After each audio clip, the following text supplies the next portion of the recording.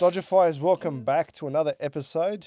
If you stayed with me for this long on the journey, thank you very much. If you haven't, you won't see this, so it doesn't really matter. But to all my fans out there, which there aren't many, but there soon will be a lot, I'll give you like a prize or a gift or something, but who cares? Anyways, I'm talking shit. All right, so today's guest is a dear friend of mine, a brother. Haven't seen him in many years, but we keep in contact when it's time. And he's down from the northern part of in Brisbane. Yeah, so he's from Queensland, Brisbane. And basically, he's a podcast host. He's got his own podcast, which started back in 2018. He's done many episodes. He's a tattooist. He's a spiritual man, deeply honoured. He's also a good friend of mine and a brother. A true brother, you know, someone that we come from a family, and hopefully one day it's reunited again. Anyways, Mark, round of applause, everybody. Yeah, woo, yeah, okay, enough. And I've got another special guest in here today, Joel, which no one can see him because he's blended in with the with the tool shed behind him. But anyways, welcome, man. It's good to see you after so many years. Yeah, it's been beautiful to connect again, bro. Yeah, it has been. Yeah, you haven't really aged nice. a day. You either. You're looking younger. You're going backwards. Yeah, it's good. I want to look younger, man. Being 35, what's going on? I'm going for a middle-age crisis, I reckon. 35. Yeah, I'm 35. How old are you? Okay, I'm 37. 37. Yeah. When you turned 30, man, did you start thinking, shit, like I turned 30 and what's going on in my life? Not really. No, I did.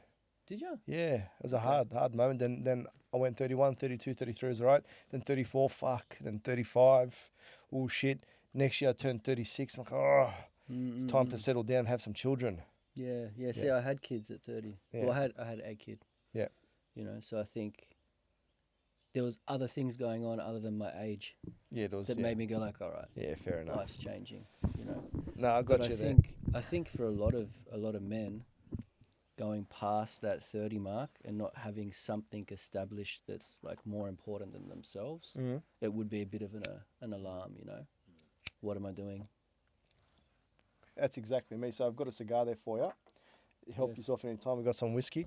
That's 100% how I felt. So, but the thing is, I made a decision that I didn't want to get married or didn't want to have children before. I've got the lighter here for you, bud, for whenever you're ready.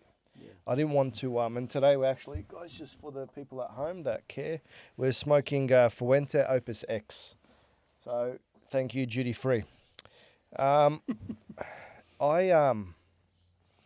was always very, I always thought about Saturn return. I didn't want to do any of those major life choices or those next stages in my 20s. I don't even think I was ready in my 20s, and I don't even think I was ready in my early 30s. Yeah. Even now, I'm thinking about, okay, I feel that I'm a late bloomer, and it's which you would have attested to from when we were always doing ceremony and whatnot together. Yeah. Now is a time where I've actually started to mature quite a lot, and I can handle that. Back then, no chance. So, yeah, I was always very critical and thinking that, okay, Saturn return, and you go from 28 to even in your early 30s, like that's the point where a lot of rockiness happens and relationships break down and people start to figure out who they are. So I'm like, why do I want to be in those in a marriage or have children if I still don't know who I am? It was like the furthest thing away from me. So that's how I felt. Yeah. I get you. But you've had your partner Jurish. Jurish. Okay, I don't know how much we're going to say on this, but yes. Yep. She's a beautiful woman. We've met before. You guys been together since when? I think it was about 2013 when we met. How old were you then? Don't make me do maths. No, don't do maths. You were young. Yeah. Well, we were together 5 years before we had Miena. Beautiful. Yeah. So, it's been over 10 years that we've been together, you know. And, so we went through those sorts of stages of reconfiguring and understanding who we are in partnership. Yeah. You know, and with a lot of devotion and understanding and room for each other to have our own sort of processes and journeys and stuff. And it was supportive being in that, you know. I think going through that and trying to establish a relationship would be really confusing. Yeah. You know, but we'd already sort of connected and we were super solid before we hit that stage, you know. Fantastic. So we could do it together. Because what from the things that you told me when we had burgers at Mary's, which the burger was actually quite small. I wish it was a bigger burger at that Yeah. place that we went to. But I got a nice jacket out of it anyway, so thank you. You did, I know. But we were talking about some stuff, and it makes sense that when you have a partner that can allow you to go through that type of stuff, and obviously she would have gone through her stuff, but she was very self-aware, and you're very self-aware on a Yeah. spiritual level. Would you Yeah, say yeah. that in your Yeah. 20s? Yeah, I mean, we definitely were aware of those layers, you know. Like you're saying, you're a bit of a late bloomer. I think myself and my wife were like early bloomers. Yeah. You know, very much so. We were experiencing a lot of things really early, and sort of we came together off the back of that. Just extremely open. I was talking to Joel about it on the way here. Our communication's just like extremely clear, you know. We have high visibility with one another in terms of what's happening, even internally, you know. So that makes it a lot easier, I think. When I see things not working within relationships, it's because that communication piece. I don't disagree. Yeah, I'm finding isn't it there. big time I'm finding it hard to actually communicate. Yeah, and I mean, not even just in your intimate relationship, but like even in family, friends, with the world. It's like if you can't communicate what's happening between your internal and whatever is in your external, 100%. you know, there's going to be abrasion and conflict. And yeah. I found it extremely difficult to open up and talk about how I felt after Win passed away. Yeah. Yeah. So even just the true how I'm feeling, I couldn't. I don't know why. I don't want to use the word trauma or something, but let's say there's like a big shock, a big hurt, and I just shut down. And it took me finally about 5 years after he passed away. And you guys know, I always make reference to my mentor Win, same mentor for Mark over here and for Joel over there. So you can see now how the bigger picture's coming up at episode 30, which is 3. So the Trinity. So whichever way you want to look at that, we'll do the numbers after. But it took another 5 years after for me to fall off a ladder, break my ankle, to actually release that. Really? And I remember I was on the couch at home, everything was just flooding and just coming out, and I was just crying like a little baby, just letting it all out. So it just took that, physical pain, but also just finally, it came out. It came out, you know, and even still now, I still have issues opening up and communicating, but it's a lot better because I'm understanding, I'm still processing it all. You know, because he passed away at a pivotal time in my life, at that when I was going for my Saturn return. Yeah. So when I was about 2018, 28. Yeah. You know, so that was right then, and just shut down afterwards, but it is what it is. Yeah, it's interesting the physical access point to the emotional charge. Yeah. I see it a lot in tattooing, you know. Yeah, which we'll get into. So what I want to go into a bit is like, you know what? When you came into our group, and I'll refer to the hoop or to the family when we started doing ceremony and whatnot together, I didn't know anything about you. Yeah. And Mark, I still fucking don't know that much about you. All I know is from when I met you, you're a fantastic tattooist. You're a very gentle soul, very compassionate, and you like give everyone time and space to process. So like a very old wise Buddha, you know, just something like that. Yeah, Buddha, something like that, you know. I haven't heard that. Yeah, I don't know. I'm just pulling shit out of my ass. That's But okay. that's what I know. And then I know a little bit about your family and whatnot and what we've grown and what we've created, but I don't know anything. So I don't know if your listeners know, but I would like to know a little bit about your journey, and pretty much how you came to this, because it's not just tattooing. You have a very deep spiritual understanding and a way about you and the way that you do things. And I don't believe you just get that from tattooing. I believe that there's other avenues and aspects, and there's things that have built up onto that. So I want to understand what has made you you and how you've come here. So if we can just run it back and whatever you're comfortable with. And if we need to edit stuff out, I don't know whatever, but let's just go. I want to find the raw Mark. Yeah. Well, yeah, it definitely isn't from tattooing. You know, it took me ages to add that layer, or let that layer permeate my tattooing, the spiritual layer. Yeah. But I was reflecting on this with Jurish the other day, and she was going, I think the reason you are the way you are in terms of listening and awareness and attention and that sort of softness with people, She goes, I think it's because of your sister. You Yeah. know, she thinks, Yeah. yeah, that's what she pointed to. Yeah. So, you know, growing up, Yeah. a piece that a lot of people probably don't know, that don't know me well, my younger sister has Down syndrome, right? And like as a kid, you don't have any preconceived ideas about people. You know, you remember being in like playgrounds as a kid, and it's like you connect with anyone, right? Yeah. Even still now, there's lots of things where I think back, and it's like the older generations have all of these programs around maybe race and color and all of this stuff. And as a kid, it's like didn't matter where anyone was from. You know, being in a multicultural country, you could connect with anyone. I had friends from all over the place. And so my sister was just this, well, she is still, you know, this blessing. You know, it's like I knew she was different. You know, I knew she needed extra time to be understood and stuff. From a very young age, I was like really, really aware of like how special she was. And I think that's probably been the main component that's formed how I interact with people. You know, that's different. Yep. Which I didn't pick. Jurish reflected that to me. I'm like, yeah, you know what? You're probably right. Definitely right. I could remember what other kids were like, even to my sister, and just being like, what's wrong with them, man? Yeah. Can't they see that she needs them to slow down or They don't understand. take some time to listen to what she's saying, or, you know? So that's probably a big part of it. And then, I don't know, in the background as I moved into tattooing, there was a part of me that was aware that there's this subtle aspect to what's taking place for someone when they get tattooed. But as a teenager and starting to tattoo, it was like really background. It was quiet. How old? How old were you? I started tattooing when I was 20. Okay. Yeah. Yeah, so like 18, 19 is when I started thinking about tattooing. Yep. And it's only on reflection where I was like, I had awareness that people would get things like, say, to process someone passing away. That I was interested in. I could see what was happening, but it wasn't on the forefront enough for me to vocalize it. I just got swept up in the tattoo industry and the scene, and it's a cool job, you know? Well, it was then.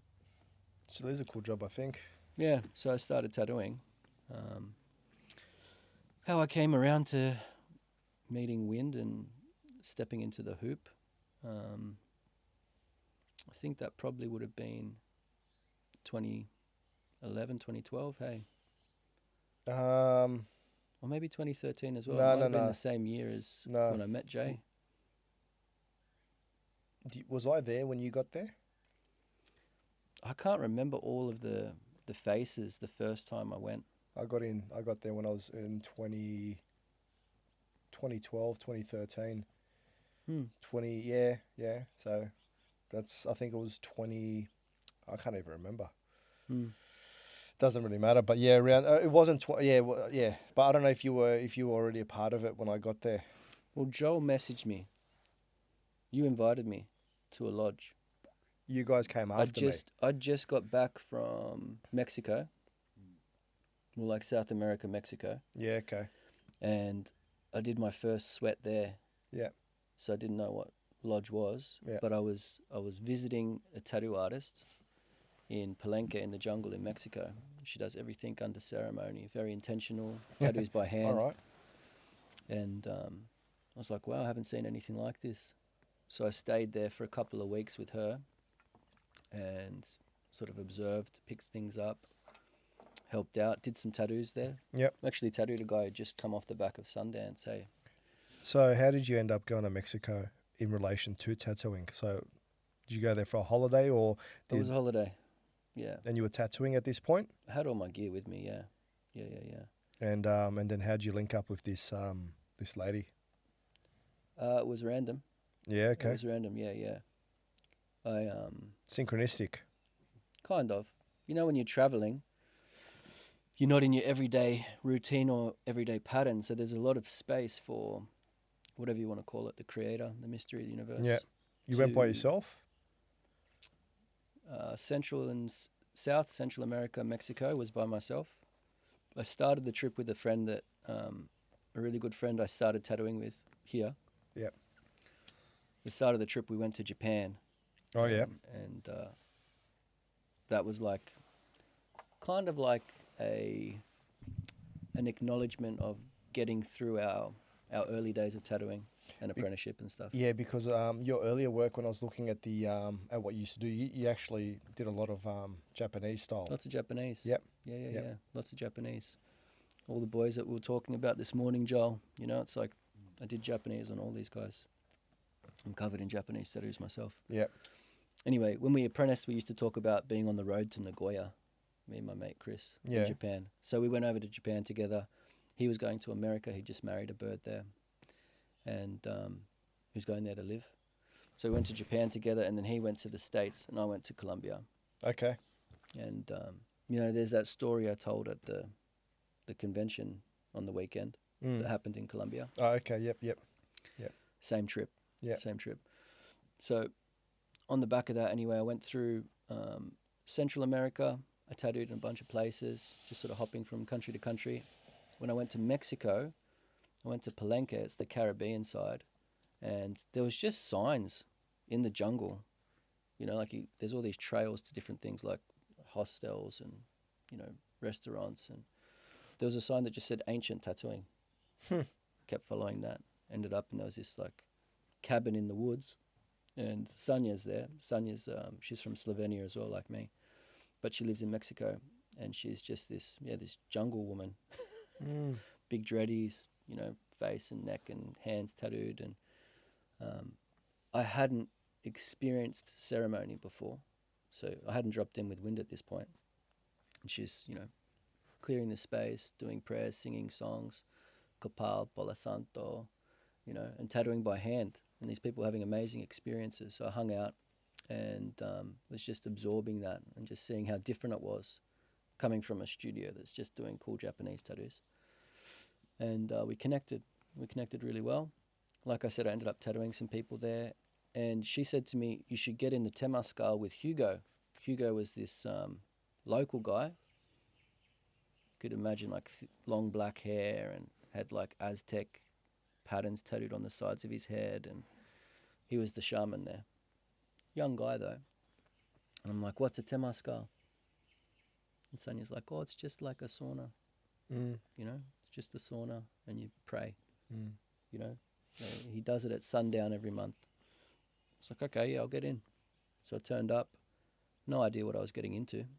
And it was tiny, bro. Like 6 people could fit type of thing.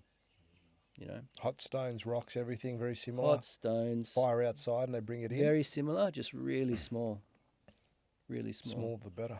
Yeah, and yeah, so there was maybe 4 of us, 2 people from France. One guy was there. He's in a wheelchair, and he's in the wheelchair. He's naked, and this his carer was this Polynesian French woman, you know, and she carried him in and put him on the floor, and I was next to him. And then Hugo gets in, and it's all in Spanish, so I can't understand any of the prayers or the songs or what the doors are, what the rounds are. I had no explanation of what was going to happen. And it was really hot, bro. Like I thought I was going to die, you know? And I'm just going like, when's the door going to open? How many stones was he putting in? I can't remember, bro. So he's just piling them I in. was so in it. Yeah. You can imagine first time. Oh, yeah. I remember my first The time. first door opened. Yeah. He opened the door, and I was just like, thank goodness, waiting to get out. And then the door shut again. I was just like, oh, not again. 4 rounds, yeah? I think more. More? Yeah, but I didn't even know what a round was. You don't even know how long they last yeah, for. so I'm You just trying to gotta- get my feet out under the side to get some cool air. Yeah. And, you know, there's this guy who's, you know, in a wheelchair in the jungle lying there not complaining. He's probably couldn't. Oh, this is a bad joke. I Maybe know. couldn't feel anything, face down. But Maybe. sorry, mate. I wish you all the best. But yeah, Anyway, no, it was no, intense, bro. It was was. really, really intense. And I can remember coming out. So we went in just before sun went down. I don't know. Have you guys done sundown lodges before? Yeah. So you go in and the yeah. sun's out. You come out and It's dark. It's pitch black. Yeah. Yeah. Yeah, it's beautiful. Yeah, we've done early morning ones, and then where you go in when it's dark, you come out when it's light. It always adds another element to it. You go in darkness, come out in light, or you go in light and you come out in dark. And there's always that intention for it. But Yeah. because it would have taken you. It would have taken Oh, you it was completely. amazing. Yeah, and you yeah, come yeah. out, oh, what the You fuck? come out and there's like different temperature, Yeah. there's different sounds, Yeah. you know, and different light. And so I came out and it was the only time I've had it with Lodge too, actually, where I came out and the fresh air, I could just feel it filling my body in a way that was more nourishing than any breath I've ever had, you know? And then Hugo gave me water. You didn't drink water at all? Yeah, drank the water. I was just like, you know? So there was this like huge just appreciation for being put through something that was extremely testing. Yes. Unexpected. Yes. And yeah, it was a massive game changer. I was just like, it took me ages to process what I'd gone through. And then I got back from that trip, and I don't know how it had played out here, but I'd never heard of that ever before in my whole time up until then. Joe was like, oh, we're going to this sweat lodge out at, where was that one? Sahajas. Yeah. It was that yoga center. Oh, that's a Dural. So that would have been 2013, 2014. Yeah, would have been. Because he was, when I met him it was probably then 2012 when I met Wind, he was at Dural. Okay. Then when we were there for about a year, then when he got evicted from that place, he had to go find somewhere else. So he started doing them at Sahajas, and then he would do it at Sahajas, and then that was for big special events, and he also did them at his house at the entrance. Yeah. Okay. Okay. Yeah, he did one or two at Nick's place. Yeah, so it was back. Yeah. Yeah, so it was like out the back there. So that was the first one I came to, and part of it was just like, I can't believe that someone's doing this thing that I just experienced in Mexico and Australia. That's so random. And you told me that, you know, yeah, this guy's helping some of the boys. Yeah. You know, he's helping Joel and Yeah. at that time, you know. Yeah. And I was like, okay, interesting. Let's check it out. Turned up. Jerish was with me. We were living in the Troopy then. Yeah, I remember And- that Troopy. And I remember turning up and just being like, I'm not sure about this, you know, because yeah, it's like, you know, he was a character and a half, right? And so was Joey, and you know, I remember Joey getting out of the definitely. car and just having a look and going like, this is a lot bigger than the lodge I got in, and you know, clocking Wind for the first time, talking to himself in his ceremonial gear, you know, Yeah. just being like, this is a bit. Standing in the background. Yeah, a bit questionable. And then getting into the lodge and sitting back and being like, it was gentle. The lodge was really gentle. It was, yeah. Well, he's a gentle guy. And so I was like, I don't know if this is legit. What is this? But then watching all of everyone in there having a very real connection and experience and taking it very seriously, and taking Wind very seriously, but I was kind of observing it. I was kind of like back row, watching it. And then everyone got out, and Eli was out of his body. Oh, yeah. I hadn't met Eli then either, but he was out. And everyone got out, and I went to get out, and Wind's like, brother, can you come sit with me? Mm. And we both put our hands on Eli, and he brought Eli back in, you know, Yep. like spoke him through some type of landscape and Yep. over a bridge to his son, and Yep. back in, and then, you know, he came up and he was coughing stuff up, and we came out, and I was like, okay, well, that was real. Yep. That's interesting. And then I got out, and everyone's by the fire, and Wind went and got out of his the gear he was in, and he was putting on his flannel and his funny hat and stuff, and I saw all the cuts on his arm. Yeah.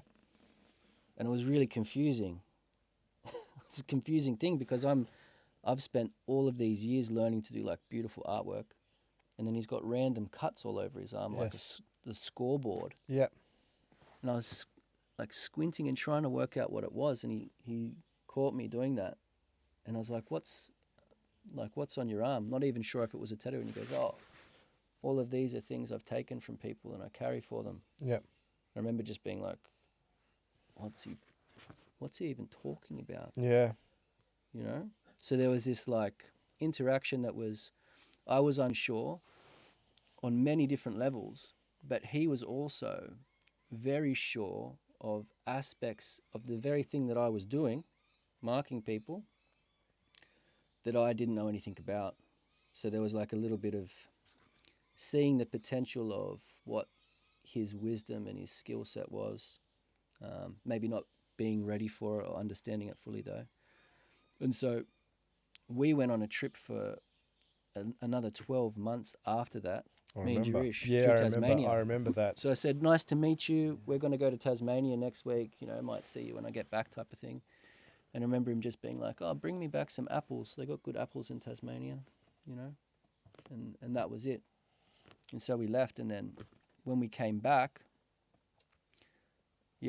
probably over a year later, and we got back to Sydney, I'd been processing lots of different things. Life kept playing out. And I thought I should reach out to that gentleman again. Yeah. And get in a sweat lodge. Mm-hmm. You know.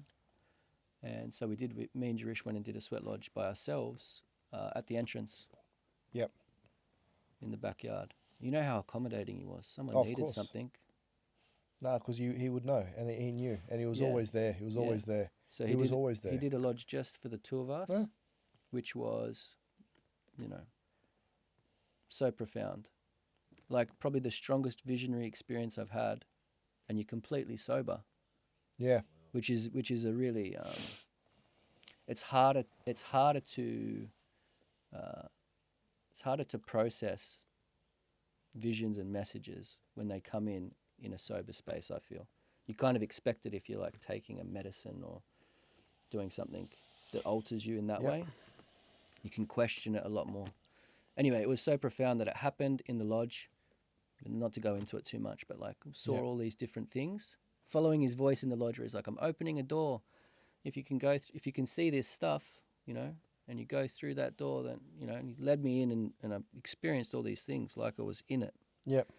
And afterwards, I was like, "Did that happen?" And we said goodbye, and we're driving back to Sydney from the entrance, and I just broke down, started like bawling my eyes out Wow. and processing it, and telling Jarish what I'd seen. She's like, "You should probably tell him that." Mm. Should probably tell him what you saw. And so I did, and then off the back of that, he asked me to drive him up to Cooper Darwin for 2 yep. weeks. Yep. You know, he's like, "I need someone to drive me." I was like, Yeah. "Okay, can do that." So me and Jay went to drive him, and then Joey drove him anyway. They packed their car and drove, but we drove with them. Yep. And I ended up helping him He wanted you there. helped him for 2 weeks up there, Mm. which is when I really started to see what his role was. Yep. And I guess acknowledge him, you know, get out of that place of like questioning him to like acknowledging him and going like, okay, you're No, he's legit. a legitimate He's extremely legit. medicine man, you know. Yeah, and that's when I asked him if I could apprentice as well. Yep. And he was like, "Oh, 21 years, Yeah. you up for that?" I'm like, Yeah. "Okay, sure, Yeah.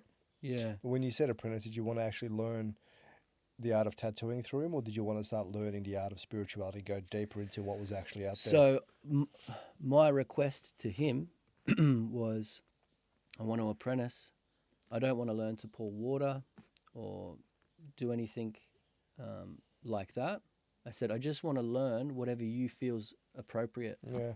you know, whatever you feels necessary, Yep.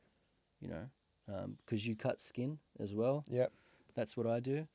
And he was like, okay, no worries. And That's cool, man. Yeah. I ended up tattooing the groundskeeper, Yep.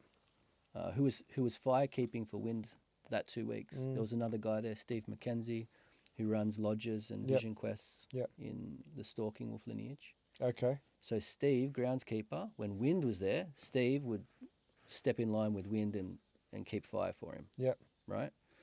Because I didn't know how to do any of that stuff. Yep. I was just like chopping wood and Yep. That's where you, that's where you start. yeah. So Steve wanted to get tattooed while we were there. And so Wind's like, "You got to tattoo him." I was like, "Okay." I had a few pieces. I had some ink. I was missing some inks. He wanted black cockatoo feathers.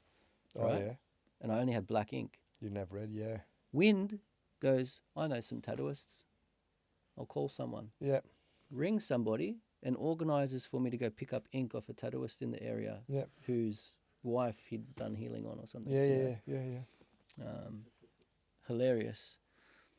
So I ended up tattooing Steve on his balcony of his yurt. He had this huge yurt up on the property, and I'm tattooing, and Wynn's sitting in on the session and drumming and singing the whole time that I was tattooing, and it was. I've actually found a little video of it the other day. Hey, Nice. which was crazy because there's songs that I hadn't remembered that he's singing. Which is I'll show you one day. Yeah, beautiful. Anyway, I'm tattooing, and Wind was kind of. It was like he was steering the whole session Yeah, in a way. yeah. And afterwards, he was like, "Wow, that was really, really amazing." You know, he's like, "I got to understand a lot of what you do," and from that point, he was just giving me little, feeding little bits of reflection and insight around what I was doing. Which you did know. for everyone, yeah. Yeah. That was the best like he way. did for everyone. But that was the best way because he gives it to you in little bits and pieces, and it makes sense either then or after. After. Yeah, it was always after. Yeah. Yeah. Sometimes even 5 or 6, 10 years after. You don't know. Exactly. Maybe on your deathbed. Oh, that's what he meant. Well, the best part with Wind was all his writing. Yep. He wrote things for everyone. Yeah. You In the know, most it's like- beautiful poetic way. Yeah, so you can sit with that stuff for a long time. Yeah. I and still do. unpack it. Yeah, I still do if Yeah, everything yeah. read for me. I still read it from time to time. I've actually got it locked up in a safe. That's how special it is for me, just in case anything happens. So how did you and Yuga, your mother, how did you guys end up? How did we end up with him? Yeah. So she had a friend that was doing some type of healing work. She's in it's like an African shamanistic way. Her name's was Ivana. It is Ivana. And anyway, she was doing some crystal workshop with her. And then anyway, she was invited to go to lodge. And then she I think maybe she could ask someone else to come. So she asked my mum. And then mum was seeking at that time. That's when I first started, when I was 22, 23, around then. I was seeking slowly, but she was really into it with all the Reiki and whatnot. And Yeah. she goes, Daniel, I've been looking for Native American stuff, and now I've been asked to go. Come, let's go. I said, what the hell? I literally said, what the fuck? Oh. Yeah, Lodge, yeah. sauna. What is this? And Yeah. then we eventually we went to his old place in Dural. And I rocked up there. I had no idea what to expect, but I was very shy back then, extremely shy. So I was very nervous. Didn't know. I see all these people around a fire. I was like, "What the hell's going on here?" And then he said, this man with long hair. He goes up, "I'm Wind." I'm like, "What? Wind? What is this place?" And then you see Anthony and everyone else around there. Usually Anthony doing his typical, just being frowning and walking around like that. Louise was there. Joey was there, and then there was some other people as well. And I had a very similar experience that you did with Lodge. So the first time we went in there, and it was so damn hot. It wasn't a big one. It was a small family lodge. And it was so hot in there. I had no idea. Time left. I didn't know what a round was. I didn't know nothing as well. It was black, pitch black, and he's singing songs, spraying water. And I was just like, this is so hot. I want this to end. And I was putting my hands and my feet underneath trying to get, so like, what? I just want this to finish. I can't wait for this to finish. Like, what the hell? But the funny thing is, at that time, I didn't realize that Win was telepathic. Yeah. Or telepathic. So he could feel and sense, and he could, in a way, read minds, but he could sense. Let's say, not even forget about reading minds. He could sense. And he's very, in that place, he was extremely sensitive, and that was his element. So he could know what was going on. And then I'm there going, please just let me out. I want to finish. And then he probably picked it up, but no, go harder. And then we'd do prayer rounds. And then people would pray, and I'm like, I pray for happiness and love and forgiveness and that type of stuff. And then some other people would go into a prayer, but their prayer was just so long and eloquent. And in my mind, I was just saying, please shut up. Just enough. And I'm just being realistic, like, get to the point. Enough. Yeah. Stop tracking this on. And I didn't realize that he could actually pick up on this. But afterwards, I was a bit ashamed. But then I realized he doesn't care. He's all right. Yeah. He was a G. Well, that's part of it. Yeah, of I course it think, is. You know, and it's like once you experience those moments, Yeah. it's like you realize that there's almost a sequence of these different moments that you can experience in there. So I'm aware of it for other people now. Yeah. I'll get in and be like, huh, over that side of the lodge, someone's having that experience Yep. where it's really uncomfortable and they Yep. don't know what's happening and Yep. they don't realize. And, you know, Yep. yeah, it's fascinating, You, man. you become really attuned to it the more you do, and obviously the more you grow within yourself. And one of the big things was afterwards, like I was like, no, I'd never want to go again. Like this, thank you.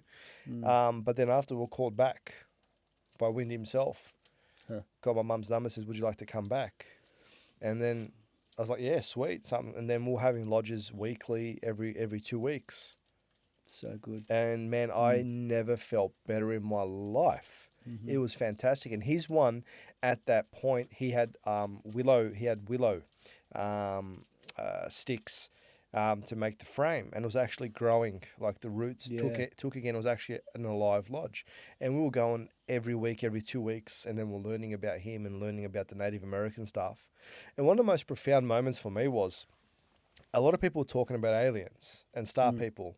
Yeah. And I didn't really believe that much into it. At that point, I was still like, "Oh, the government will save us." Okay. But that's what I was thinking. Like I didn't know too much, but no, the government will never save you. No. The government will just take. All right, No.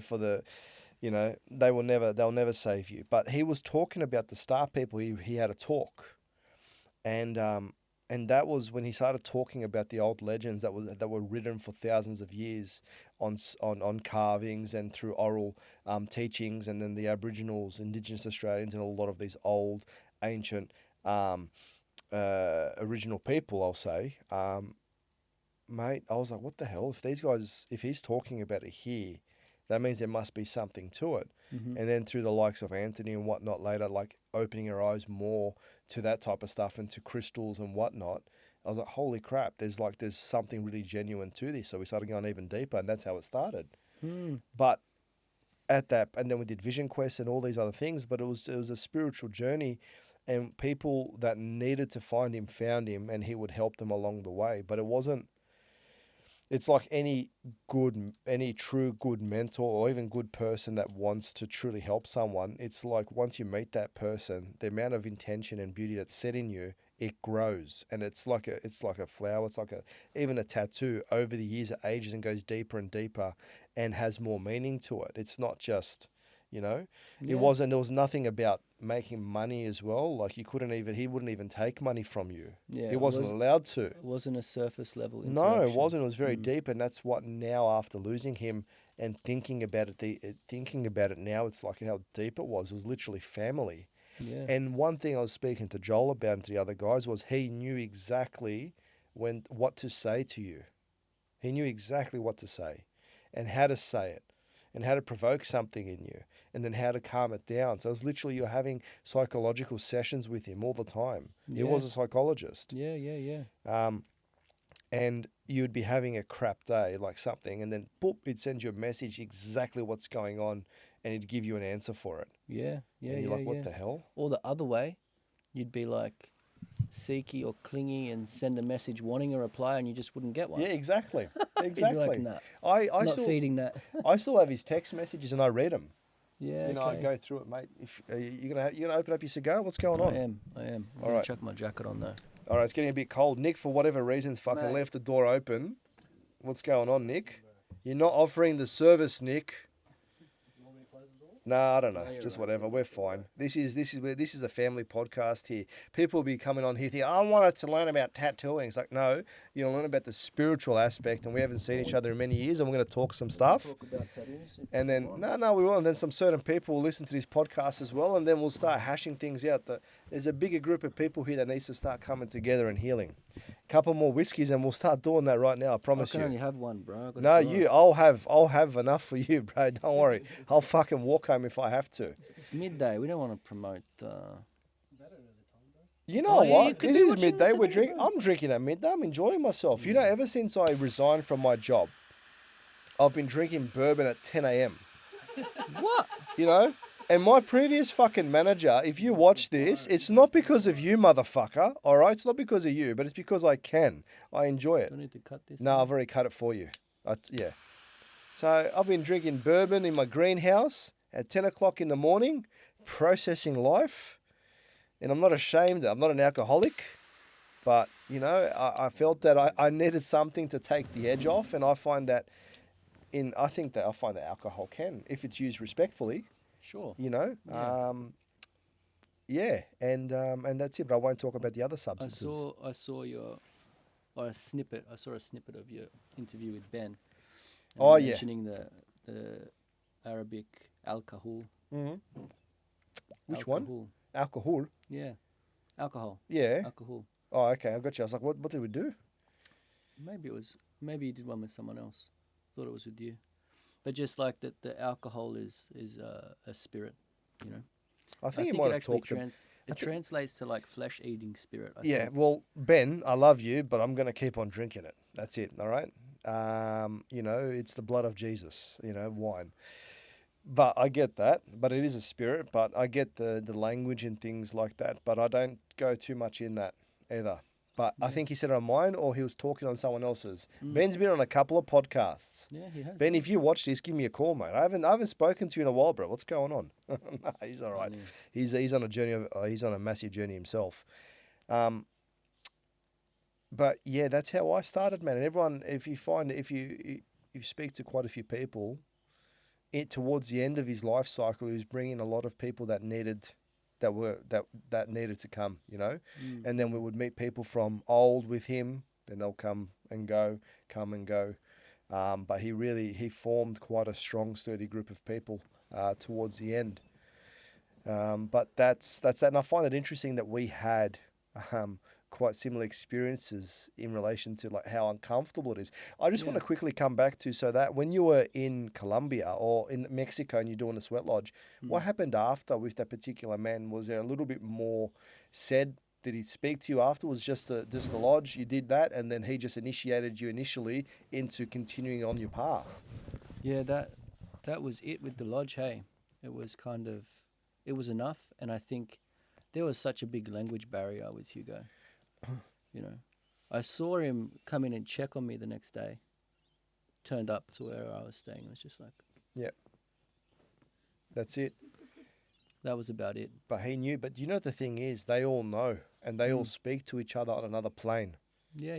All right, and whatever spirit said to him. So that was your first instance, because you were going to the next one after. So that was required. That was required, and that's why now I can understand, because I didn't know too much of your path, but now I can see definitely in relation to your tattooing and ceremony and everything, how it's all linked in together, because you were literally initiated there through that journey, and then it just continued, and it makes sense to me a lot now. Yeah. There was a fair few pieces at that point in time. You know, lots changed then, and you know, I think the biggest point that I haven't spoken about, that's probably an essential piece, if someone's listening and they're, you know, maybe trying to sort of find their own way and understand where to go and what to do. You know, a lot of people are experiencing like this sort of stuckness, I find, at the moment. Yep. That I'm speaking to. And it was really needing to just pay attention to the reality of what I was doing and who I was being, and seeing this kind of like a bit of a fractured story that I had, you know. Being one person within relationship, this is before Jerish, one person at work, Yeah. someone else when I went out, you know, and those things not actually being cohesive and integrated, Yeah. rejecting parts of myself, being ashamed and embarrassed of parts of myself. So there was this kind of process happening for me that made me want to move into a more purposeful or meaningful pursuit in life. You know, that's what led me on that journey. Yep. Landing in that initial lodge, wanting to understand what I was doing with tattooing more, understand my own tattoos more, understand who I was in intimate relationships and why things were playing out that were You're in your 20s at this point. Yeah, yeah, These yeah. are all amazing questions. People don't ask these questions when they're No. 20, bro. Yeah, yeah. Well, They I don't did. ask. Well, you do. did. I was. Yeah, You know, yeah, Joel, probably we were asking these questions, but a lot of people don't ask those questions. But they start seeking that later, after 30, 40, after you've created a life. Well, usually it's like something has to catalyze it. Yes. You know, there needs to be something that's usually disruptive enough that it makes you look, because it's like the disruption creates an expansion of your awareness of a moment. You know, we were talking about this in the car on the way here too, and it's similar to like with your ankle. There's these moments that happen and they kind of like break you a bit, and when you break, you know, if you think about light coming in, permeating something, you want to get light to come into a vessel or into a situation or into a person. It's like it needs an opening. Yep. And the easiest way for light to get in is for that vessel to break, to shatter in a way. Yep. You know, so there needs to be disruption to the framework that you're currently functioning in. And then you can start to like let a different perspective in, or start to look at it from a different way. Yeah. You know? I had that at 20. I had that at 21. My second girlfriend had a breakup, and I went through a deep depression. That shattered me. So that's why I spent my 20s building myself up. And I was fortunate enough to have a group of people around me, but also a strong mentor that could help through that and guide you, but not specifically helping like there's a problem there with that's happened. It's like there's all these other aspects of you as a person, and that was what was being helped. Yeah. And if we look at it, it was like literally helping me become a man, growing me to become a man. Yeah, yeah, yeah. And this is a lot of hot topic at the moment is men don't know how to be men. It's because, you know, and so I was learning from them. I had an absentish father. But the thing is, my mum was trying to take on that role because she was the only person, but she can't. So you need men to take that role on, which we eventually had through the hoop and through a group of people. Yeah, And yeah, Wynn yeah. took that on. Uncle Greg, other ones, other people there. And then I don't even know how to chop wood. I learned how to chop wood. That's why I was laughing when you were chopping wood. That's the first thing that you learn how to do is how to fucking handle an axe and how do you cut wood. Yep. So when I first started, I didn't know how to cut wood. Mm-hmm. Now I cut it well, but I've got a $4,000, log splitter. Yeah. So I've upped myself in the world, and now I've got 10 cube every winter of firewood. So I mix it up. So you see, and then you take that as an analogy for life. I don't know what the fuck the analogy is, but just take it as one. Yeah. I'm sure we'll pluck something. Well, But Greg's old analogy, hey, what was it? it's the classic. What do you do before enlightenment? I love it. You chop wood.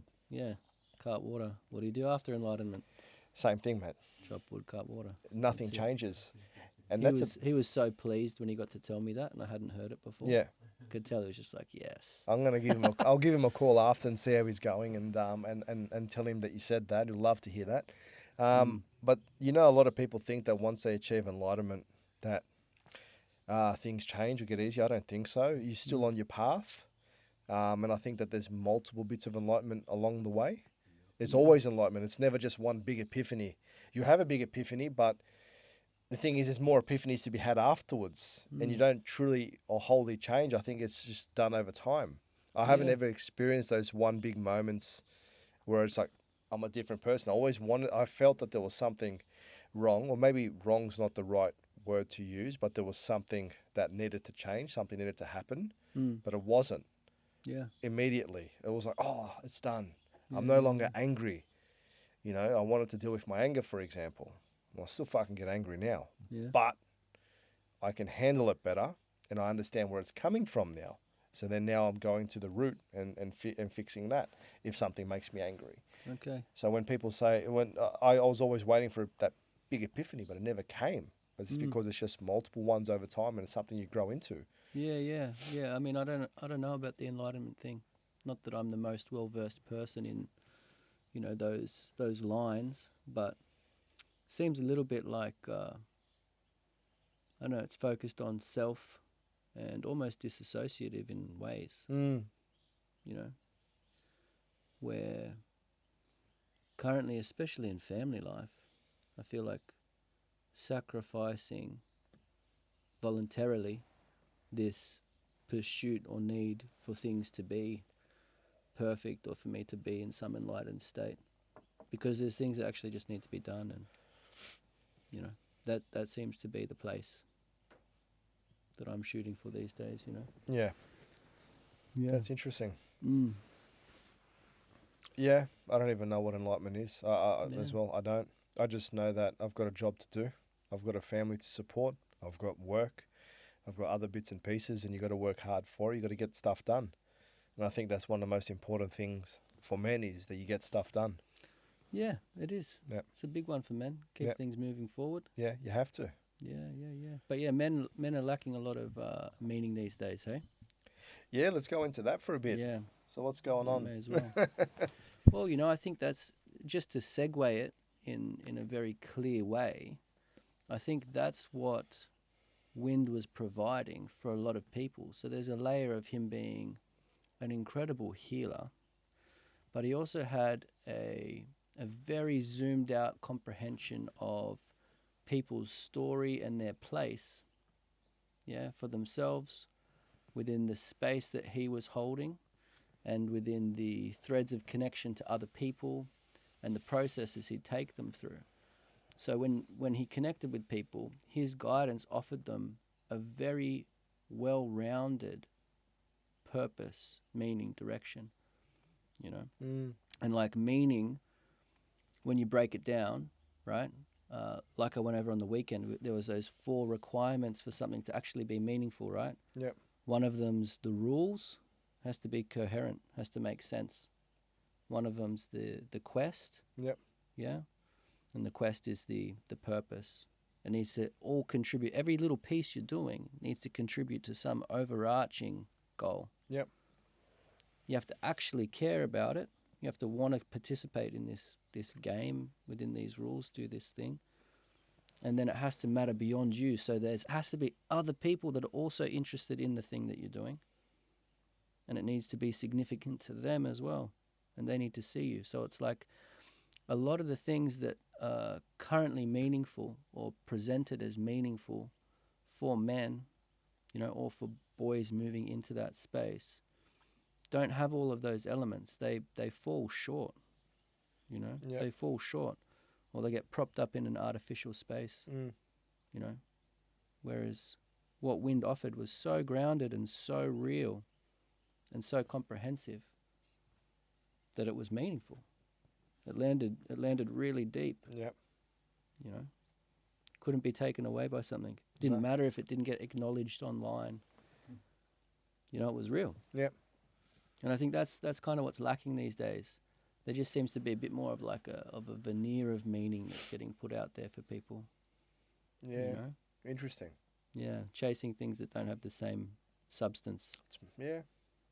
What's meaningful for you? My family, Yeah, of course. obviously. Of course. That's What a else? really important one. My connection to the Creator, to the mystery. Yep. Yeah. And understanding that, you know, it's something that you're never going to quite work out.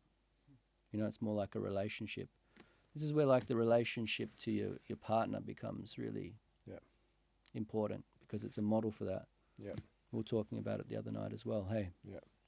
So, you know, you're never going to know your partner 100% either.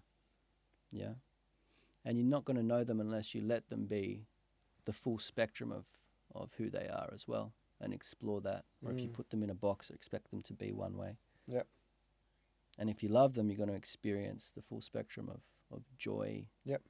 And connection, and of suffering, you know, and of isolation when they're not there, or, you know, same with the kids. The most joy you're ever going to have and love and connections with your kids, and then it's like you're in a place where you're completely hopeless and they're suffering and it's going to crush you, Yeah. you know. So the things that are like, the things that are close to the heart, you know, and I try and make sure that I bring heart into everything so that my life's meaningful. whether that's my relationship with my wife, my kids, my family, my friends, with the people that I work with, you know, the people that I end up actually tattooing. It's like I make sure that there's a bigger picture, that what we're doing when we work, it can slot into. Even if they don't have awareness of that coming in. It's kind of like me stepping into lodge for the first time, or you, right?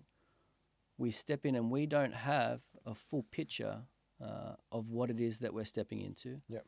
And as we engage with it, we are fed these layers of information that make each of the stages or each of our interactions with wind or with someone else in the hoop or with the ceremony make more sense. We're slowly brought in to different layers of intimacy with the experience. It's not like it's just a sweat lodge and that's it. Go home. And it doesn't connect or lead to anything else. You know, there's progressions within it that make it meaningful, you know? And so that's in relationships. I try and bring that into my interactions with people when I tattoo them as well. You know, I ask them if someone's getting tattooed, a lot of the time they don't think about the big picture, where the tattoo's actually going. Like, what's the point of the tattoos? Where's the finish line? Yeah. People just get tattooed and they're just like on this goose chase. Wild goose chase. Don't know where they're going to finish or what they're going to do a lot of the time. So, especially with first tattoos now, if someone's like, this is what I want for my first tattoo, it's like, what's your last tattoo? You know, and straight away you're putting a marker in place, and it's, you know, it's a trick question. You can't know, because you're going to change every step of the way from your first tattoo to your last tattoo. Yep. You don't know when that's going to be, but it gives that broader context of trying to make the process actually be more meaningful and to fit and to make sense, so they don't move away from it and it just lose its gravity, doesn't just float off and become a nothing, which I think a lot of the experiences that people come into contact with these days when they're seeking, I think that's what happens. They just float away. There's nothing that actually integrates it in a meaningful way. They're just almost experience seeking. You know, it's not a refined or fitted process. Yeah. You obviously still tattoo, correct? Yeah. You'll never stop. Well, maybe. Who knows? Maybe. We'll see how it goes. Who knows? But when someone comes now to you and they want their first tattoo, take me through that process, because you're not your usual tattooist. There's so many variables, man. So I get that.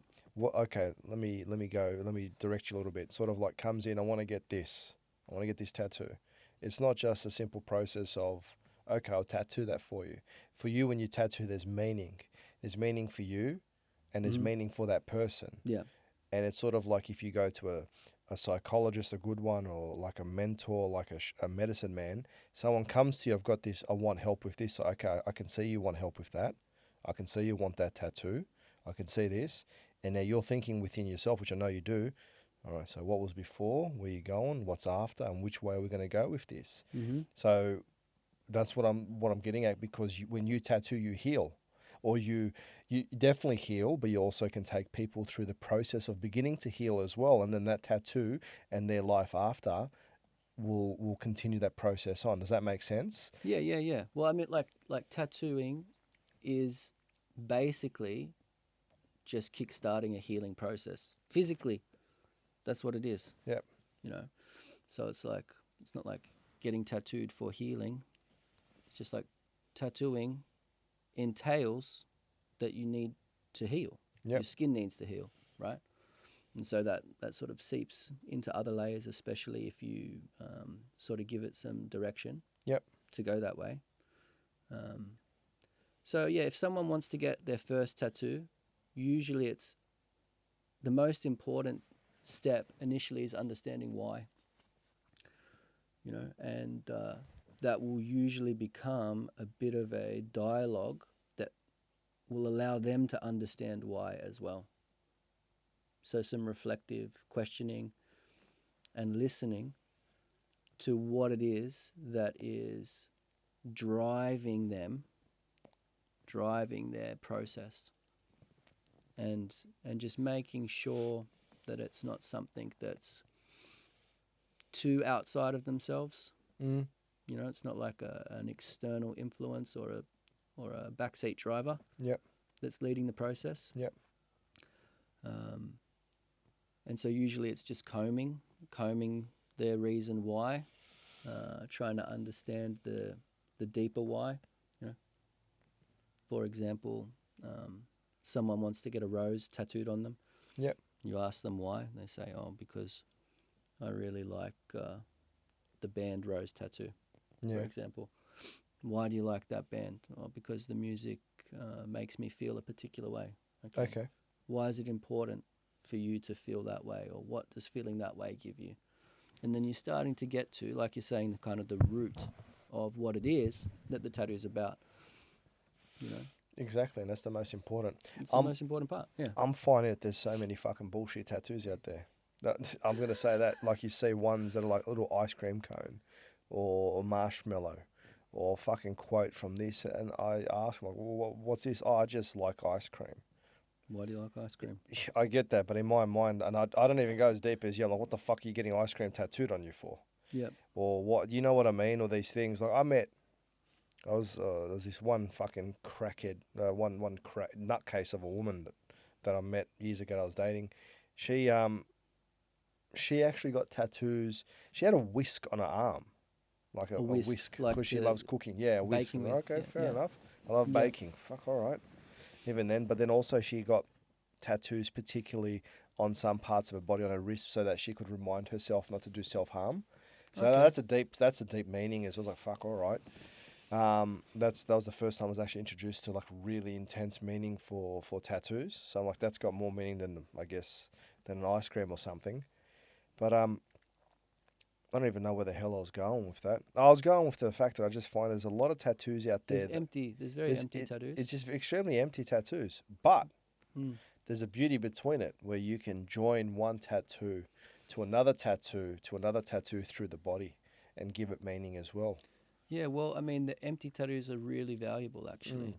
You know how we were talking before about this, like, this point, this kind of perspective shift or direction change that can take place, especially when there's a breaking, Yep. you know, where you become a bit more self-aware and you might start to take responsibility for what it is that's playing out.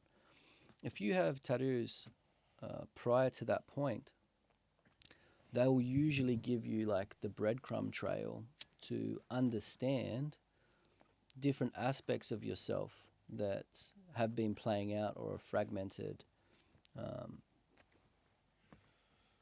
And so, you know, these empty tattoos, like the ice cream, for example, it's like someone might be getting tattooed in a way where they're like, my tattoos are, you know, they're jokes, or they're just fun, or they don't need to have a lot of meaning, or I just get them to be cool, or I get them to fit in with a certain subculture, or whatever it is. There's lots of very surface level reasons that have deeper roots. And so as soon as you start going in and doing some mapping, right? So mapping's the language I use when I start to try and get a full read on what someone's tattoo is. Yep. Okay, so you've only got one tattoo. You don't have lots of tattoos because you've only got one piece of skin. Okay, it's like one canvas. Doesn't matter if you paint little things all over. It's just one thing. Or one book. Doesn't matter if you write something on all the different pages, cover to cover. It's one book. Yep. So when you take the full evidence of the case for someone, when you get a full ledger, and you look at all of their tattoos, I call that mapping. Right? Okay.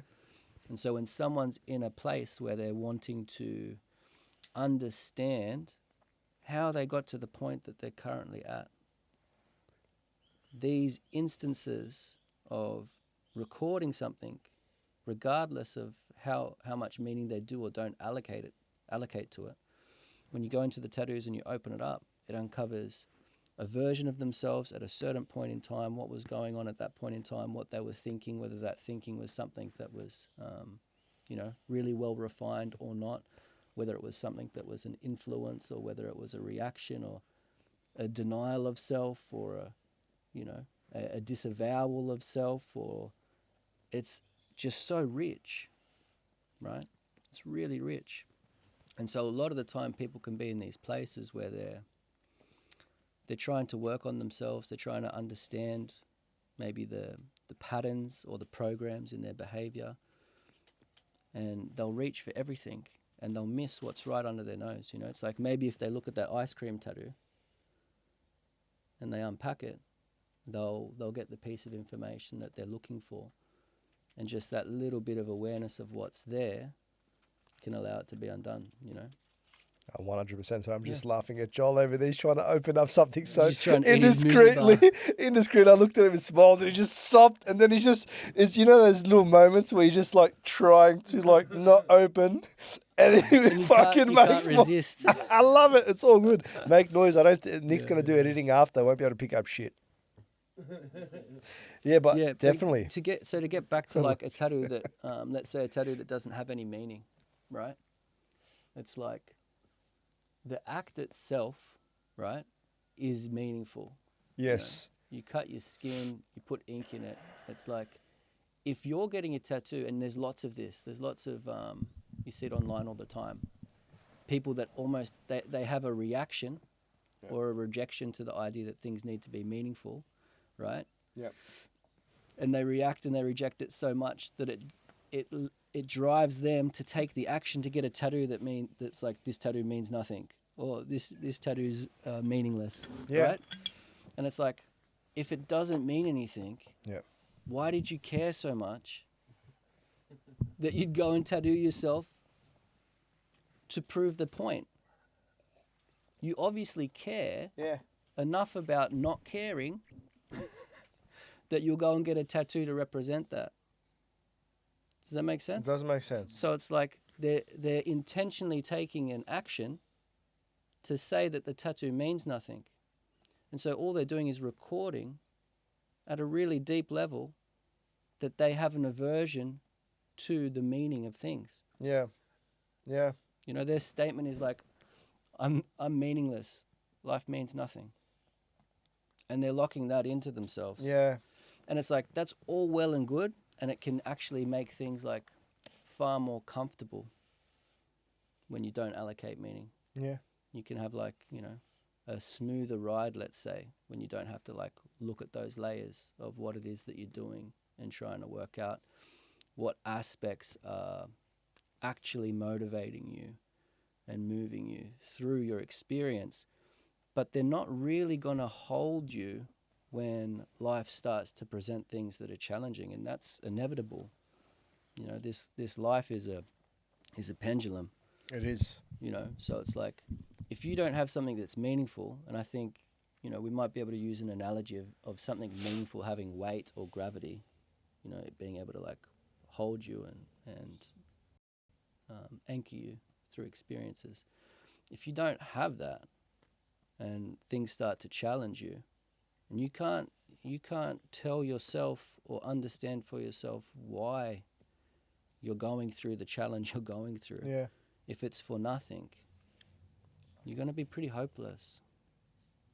That's when things get really, really hard, when you don't know why you're doing something, right? Yeah, that's very true. I'd like to see someone get their whole body tattooed and say it's like, it's actually for nothing, because it's like, I don't think so. Yeah. tattoo's an endurance game, It's like, you can get a word tattooed and like, big deal. It's like, go through, 7 hours, sessions back to back over 100 hours.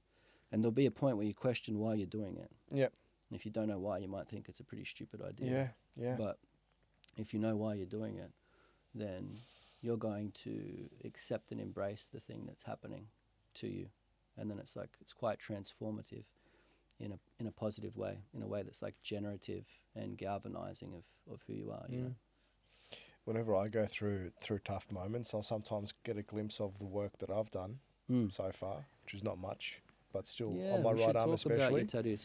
Have you gone into your tattoos on the podcast yet? Little bits and pieces for the eagle and for the monastery, but not for the ones on my chest. Okay. So Yeah. the thing is, the ones on my chest, I was sitting on, and as I was speaking, I was sitting on that for years. Mm. I bought a design online. That's right, Tashi. Was that his Tashi name? Manox, Yeah, yeah, yeah. fucking phenomenal artist. You were impressed Mm. when you saw his stuff. Yeah. Yeah, and we might, if I get a photo, we might flick something up on the cast there. But that, you see, I put them on my chest because that was purely for me. Mm. That they had deep meaning for me. And the thing is, where we place them is on my chest. No one sees my chest because I don't take my shirt off. Why don't you take your shirt off? There's a then? couple 100 kilos of fat. Oh, there's the bottle cap. Fucking You found should be it. doing your podcast with your shirt off, cuz. I will have. You know what? I might get more subscribers, but like it'd be A/B like. test it. Sorry. A/B test it. Do like one Yeah. where you got your shirt See off, some or just fat- singlet. See some fat tits hanging out. No, I'll probably get a group of people subscribing that I don't want to subscribe or follow me. Hey there, daddy. AI it. Sorry. AI it. Oh my god. I don't want to reject your cigar, but I'm gonna have a cigarette. That's all right, mate. Are you liking it or you don't want it? It's too big for me, man. That's all right. I'll finish it off after for you, bro. Don't worry about it. You only took one puff. It's a fucking expensive cigar too. I was offering you. Sorry, It's bro. fucking over $100, but it's all right. Nah.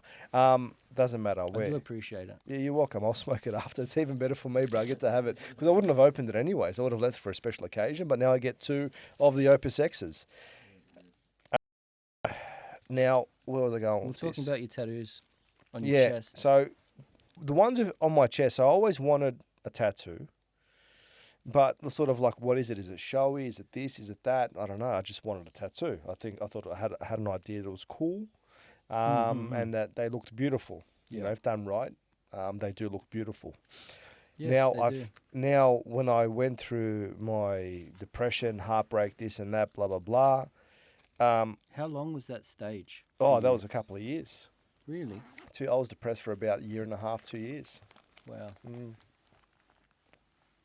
So the story there was I fell in love with someone, and then they broke it off, and I didn't understand why, and I wouldn't get any answers from them.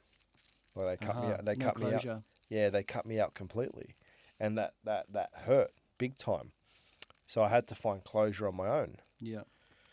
and then I eventually got the closure 8 or 9 years later, which is funny. I got that closure after I went through a period of letting go of closure Yeah. and saying, I don't need to forgive you. I don't need to speak to you to forgive you. I just need to speak to myself so I can forgive through this way, and I can Yeah, move on yeah. in life this way. Yeah. Yeah. And I gave myself closure. Yeah. Yeah. And then it comes around from the. Yeah, it came out from the other source. She eventually got in contact. Ada says, I just want to give you some closure, and sent you a message. That's classic, man. That is, and it's it was crazy. And the thing quantum- is, that quantum. happened on a night. I was going to make a funny joke then, but I won't. But it was on a night where I discovered one of the walking points for the Camino walk. Hmm. So do you know the Camino walk? I've heard of the Camino. I know of it. So it's from France to There's a couple of trails. I yeah, there think. is. So this Yeah, one was from France to Spain. There was a shell there, and I already knew about it. And I saw that. I was like, oh my God, this is a sign. And then there's a double sign that night when I fucking almost flipped off my chair when this person sent me a message saying fucking, hey, just randomly just want to just tell you this. Is like, what the fuck? Anyway, so eventually got closure. So to the people out there that'll be listening to this, think that need something, you'll eventually get it. Trust me, you will. But you need to give it to yourself first. So anyways, the tattoo design a lot of it was based on that person. But then eventually it morphed. Like I didn't feel it was right to get that tattoo. Did you have the drawings already? I had them. I purchased them after. Okay. Yeah. I purchased them after. And in my mind, I always had an idea that this design and this meaning is like deep down it's not right for that reason, because it's forever going to be cementing that person Yes. in me in that state, Yes. which is I miss you, I love you, I want you back, like please, like that state. And I understand that now. Then I didn't. Yeah. Like I was gonna get us. Oh my God, look what this means. You know, like I got this on my arm, and it's like some type of novelty for that person. Hopefully, that like I'll speak to him again. It's like no, that's not the right reason. And I always deep down knew that. So eventually, going through Lodge, doing all that stuff, meeting you guys, I never let go of that of the symbol that I wanted to get, Yeah. and the symbol is sun and moon. Yes. And the thing is, I wanted to get the sun, but not in a circular text. I wanted to get it in the open text. Mm-hmm. So it's for the people at home. It's in a circle and it's written in Tibetan script. But I wanted to get an open text. I wanted to get it on my arm. And I actually went into skin deep at Newtown, Did you? talking to them about it. Interesting. And then they're like, yeah, we can do this. And they were explaining it to me and how You're long it'll lucky to take. get out without actually being tattooed. Yeah, well, fair enough. Or fucking, yeah, Well, that's true. how those spaces work a lot of the time. Mhm. That's how the tattoo shops work a lot of the time. Well, I was just guided from above. But I also didn't have I had the design just on the phone, but I didn't have the full PDF, which was, I don't know where. It probably was on my phone. Anyways, I was guided not to get it. Eventually, after doing all the hard work on myself and going through forgiving and working on myself and coming to a new version of who I was, that's when I spoke to saying, actually, I want this. And I think I want them. I think I told you I wanted a placement on my chest. Yeah. Okay. Yeah. So completely different from having sun, which is also the figure. When you get sun and moon, the sun will be the father, the moon will be the mother, masculine, feminine. Mm-hmm. On my right hand, that'll be extremely dominant. What I'm thinking about it now. So here would be too intense. But I said, I'll get them on my chest. So then we got sun and moon on my chest.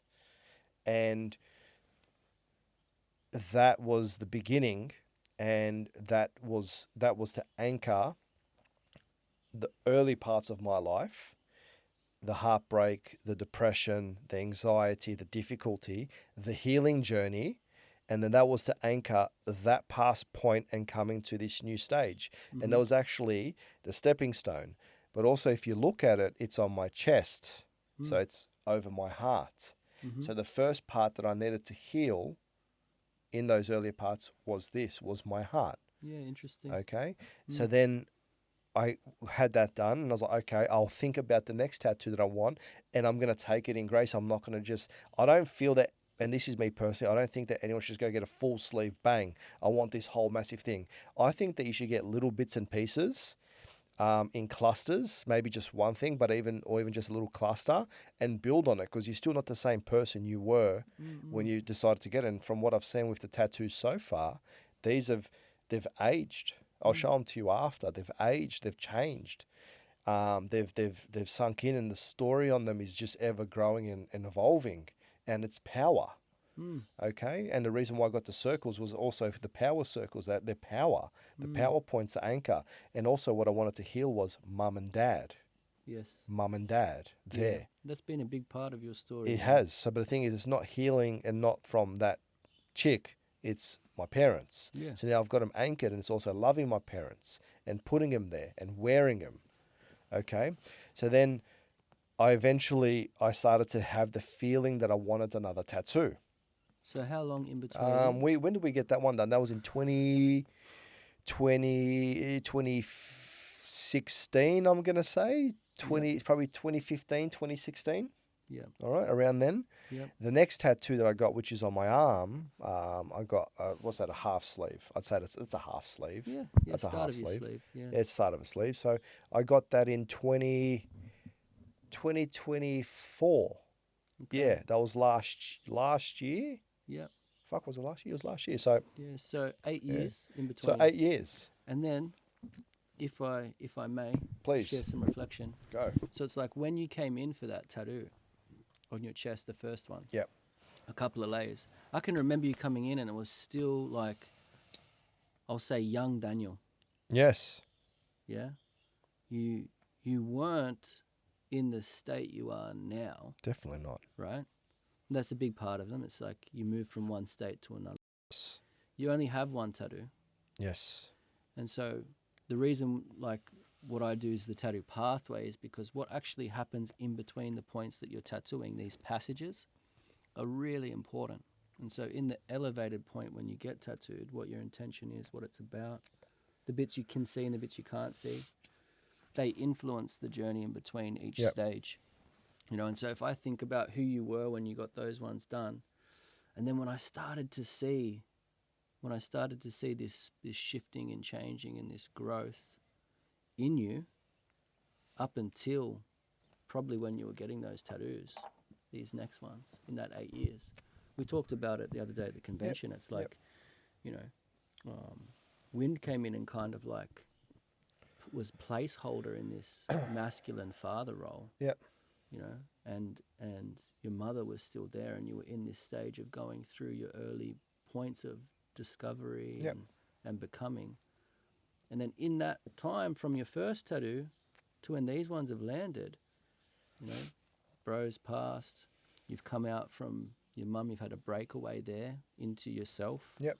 You know, and so that aspect you were just talking about in the tattoo, it wasn't all there when you got it. That's the process of what's actually played out since that tattoo until this one. Yes, exactly. So it sort of carries you. Yes. You get tattooed, you make that acknowledgement, and then as a result, because you're trying to pin yourself to that future version of you, you get moved towards it. You know, and then you're at the point where it's like, okay, well, what's next? That first tattoo is also like, your first tattoo is a threshold into not tattooed to tattooed. It's the unknown stage. Yep. No one that's tattooed is in any other stage except the unknown stage in how they relate to their tattoos. Yep. And then the second stage is knowing. And it's about 30% of your tattoo journey, and you're just getting tattoos in a way that's understanding what it is and what that process is and how it influences you and how it feels, you know, which is where you probably are now. You'll probably keep getting tattooed like this for a bit. Oh, I will. I know And exactly then what the next one is. The next stage, the third stage, is the known stage. And it's like when you really start to see it as one thing and the process becomes much more embodied. And you're like, okay, this is just one tattoo, and I'm just on this journey of trying to finish it. You know, we're talking about the last tattoo. I'm trying to finish this plan that I've got here for this construction that I didn't fully see before, but I can see it now. So it's like, for you, it might be like 2 sleeves that join to the chest. Let's just hypothetical, right? And it's like, when you see that, you move into the stage of like, okay, I know what it is now. Unknown, I'm knowing it. Now it's known, and I can refine that process and make sure it's balanced and harmonious. Exactly. Fits well, and the story's 100% accurate. You know, and it will continue to do the same thing. It'll work on you in the same way. You know, that last tattoo might not be till you're in your 50s or 60s, bro. You know, but it's like, it's a lifetime to get your tattoo done. And it really, like you were saying, you shouldn't get it all done at once. I don't think so. It's like, it should take you that long. Should be a lifelong journey. It should take you that long to really comprehend your story. You know? Well, that's true. So the chess ones definitely play a part, but they were a catalyst to go in, and then I started with my actual story on my arm. So obviously the monastery is my first instance of learning about the supernatural world and spirituality from a young age, like I was explaining to you. And that's also because I'm Orthodox. I was born Orthodox, and I will die an Orthodox, and I'll hold that to myself. Wynn was also saying, I used to think that, now we have to become Native Americans. Like, no, he would say, that's a beautiful religion that you have there. Go deeper, find the meaning. Go deeper, find it. It's not so much what the church tells us. It's you go find the meaning. And it's been amazing advice to the point where, you know, it's helped to grow that in a big way. So then I've anchored myself, like the monastery in the rock there, right at this point, which is my doing arm as well. Can you imagine, with my fiery nature and anger, of tattooing my dad on my dominant arm right there to always see? I don't think that was the appropriate placement for it, and I know that. Or if I did get it, there'll be a lot of work that I would have to do in order to overcome that and calm myself. So what did I do? I flipped it. So instead of having that aspect, I put an eagle, and everyone in our group knows the eagle represents, you know, our mentor, but also it represents my mother. Yeah. So I put her on my right hand. So now I'm thinking about eventually, like, to balance it, what do I put on the left? Well, I'm thinking about that, and it's going to come to me. So then it's all about that. So that's how I approach my tattoo journey. And it's only come about because I always think about yourself and the first experience that we had. And also I remember the first tattoo experience. I remember the experience was so gentle. You weren't even there. I didn't even sense you. You weren't there. You were there, but you weren't overbearing. That's the most important thing as well. Your energy was so light. So none of your stuff is coming into me. This was just purely me. Yeah. Where if you go to the wrong person, I'll say that someone that shouldn't be tattooing or has their own stuff, in my opinion, maybe I shouldn't say shouldn't be tattooing, but someone that hasn't dealt with their stuff or they've had a bad day and things and don't process it comes into you. It's very important. Yeah. Well, I listened to one of our podcasts. So I haven't recorded all of our podcasts. Taylor's done a couple as well. Yep. Our research lead.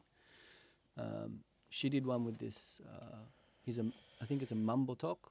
So like a shaman, but in the Filipino tradition. Yeah. Okay. And he tattoos, right? Yep. Again, tattooing's not separate in these cultures. You need to know all the other bits to be able to tattoo. Yes. Right. Yes. And so, he had a beautiful way of seeing it, and he's like, there's sacred tattooing and ceremonial tattooing, and he's like, there's you also need to bring the mic up to you. there's also a place for tattooing as art, right? And he's like, just people need to not be confused with what they're doing, like don't say you're doing a ceremonial tattoo, right, and then bring your stuff in, right? But if you're an artist, sure, the same protocols don't apply, right? Like if I was an artist and I was just doing some cool artwork on someone, I could, be having a drink and maybe be processing my own stuff and be tattooing a client and talking through my things in the space. I'm not saying that there isn't a transfer like you're saying. There is. But there's room for that in this world. There is. Right? We don't want to say, tattoos can't be that. But then in the same conversation, he explains that like mental health is primary in the space that he holds ceremonially, and for his students. It's like if they're going to be tattooing someone, it's like, and they're not in a good place, you're not in that room. If you're going to tattoo someone, you're not touching anything, 2 days before you're in there. I get that. And again, we understand that being in the spaces we've been in, but it completely applies if you want to be getting tattooed yourself, or you want someone to be working on you at that particular level or from that intentional place. Then all those bits need to be in check. Then yourself and the person you're tattooing need to be harmonized in that. The space needs to be focused enough that things from outside it aren't coming in.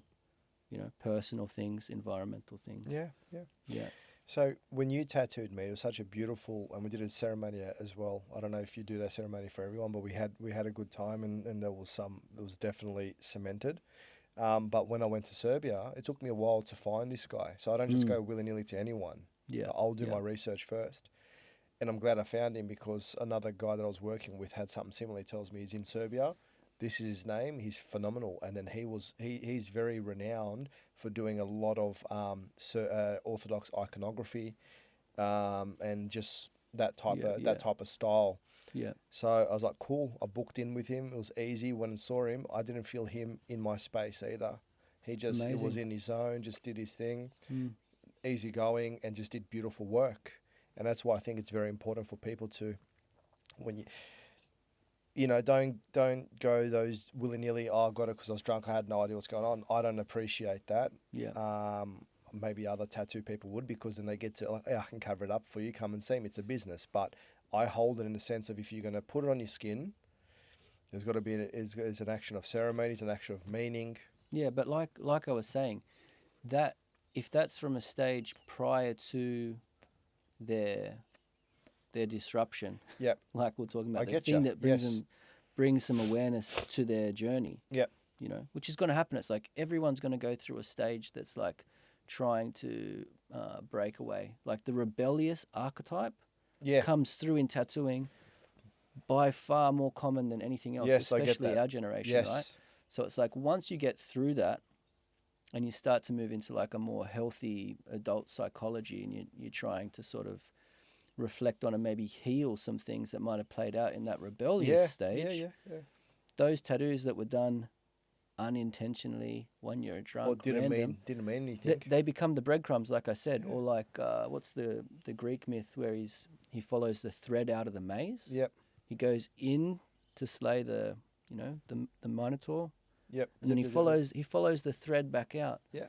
It's like, I feel like those tattoos that you get in those stages when you're going through the dark, facing the monsters, important. That come from your heart. He's given that thread to go in by, the love, that princess. It's like they become your path back out. Yeah. And I've experienced that. So the tattoos I'm having to like cover and undo and reflect on in this mapping process, or maybe reading. Maybe instead of mapping, we can say it's like reading your tattoos, right? You look at these old markers, these old records, and if you read them, they give you the footsteps back to yourself. Yes. Does that make sense? That makes a lot of sense. And I'm using the language reading now off the back of that convention, because I was saying mapping. I always say mapping, because there was so many psychics and mediums there. I had people coming up saying, "Can you read my tattoos?" I'm going, "I can't read your tattoos." I'm going like, "Oh, that's what mapping is." But you can read the tattoos. Well, it's like they can read it. I can reflect things, but it's like it's for them to read, because they need it. The map's not for me; it's for them. Yes. So, yeah. So there's a place for it. Mm. Especially when you zoom out. I'm the same as you. I'm like, I don't want to tattoo drunk people. I don't want to do random things. But at the same time, they've been really valuable, those tattoos, for me. And so there is a place for them to happen, especially when we zoom out, Seshwe, all is as it should be. Yeah. You just go like, okay, cool. You just got to pay attention to it all. And I find it amazing that, and you're right in saying that, so people at some instance in their lives will get these little bits and pieces, but as they grow wiser and older, they start to look for meaning and saying, hold on, I got this, this, and this, but I want this. Like, what's that? That's this. And oh, hold on a second. Now you're attributing meaning to it. Okay. Then you can also go back and say, let's revisit these ones. Would you like to put? Then, to be honest, if yourself and the people that you're teaching and other people that have this type of consciousness, that tattoo, can come back to the original one saying, hold on a second. Let's look at these ones. Let's actually join these together. Let's do this. Let's change. Let's go. It's happening all the time, bro. But that's that's the beauty of it. Yeah, and it's That's like the beauty of it. The people that I'm working with that have gone through that process. There's multiple people where it's like they've just got one beautiful tattoo on their body now, and within that process, they've reworked or covered multiple tattoos, and not all of them. There's things that like don't need it. They might just need a healthy reflection, don't need to be changed physically. Yep. But usually there are some pieces that need to be physically addressed, opened up again, so that the story can be changed and integrated or incorporated. And the people that have done it's like how that correlates to the work that they're doing on themselves, which is nothing that I'm doing.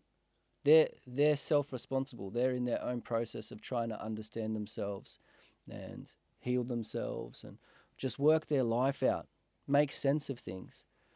How accurately their tattoo process correlates to that in their like in-between stages is mind-blowing. The things people tell me when they come in, like I'm seeing a therapist or I'm doing this or this relationship thing or this thing at work. And as we're covering tattoos or we're like having stories and reflecting on them, you're like, oh my gosh, yeah, this tattoo has that piece of information in it. That pattern is there, and that's playing out for me now. Yep. And I'm experiencing it differently as I'm changing it, And usually there's some layer of like resolve there or some layer of awareness, that comes in. Yeah.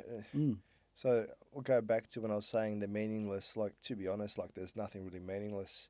You go deep enough, you'll find that it makes sense. It's just hopefully that person gets to that point where they can start putting those things together and looking back at that stuff.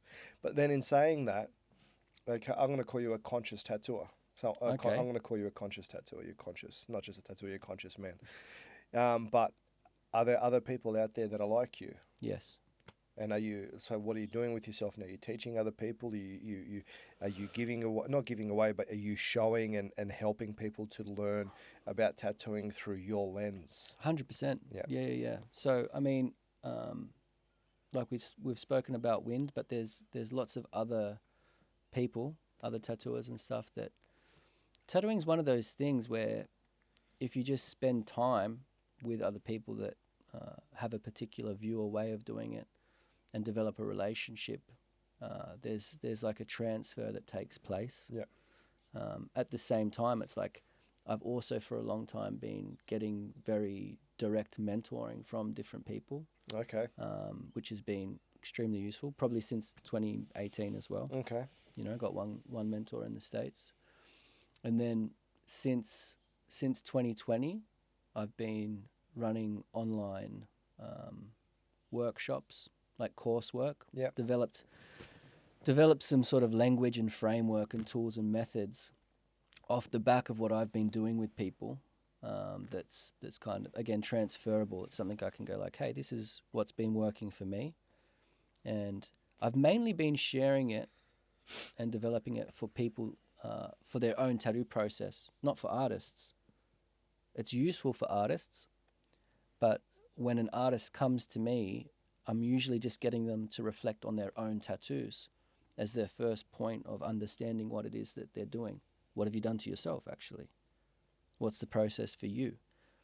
And by going into that, to the level we're talking about, it gives them the clearest reframe on what they're actually doing with the people that they're tattooing. Yep. Right?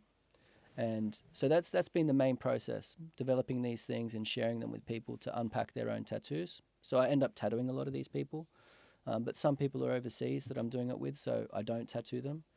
And only in the past 2 years, I've had some other people that are tattooing that have gone through the coursework, sort of drop into a real small, tight-knit community space where I'm mentoring them, but it's very reciprocal. We kind of share this online space, and I'll do calls with them every couple of weeks and talk about whatever questions they have with people they're tattooing, and share what I can see and share what I'm doing, and we share with each other.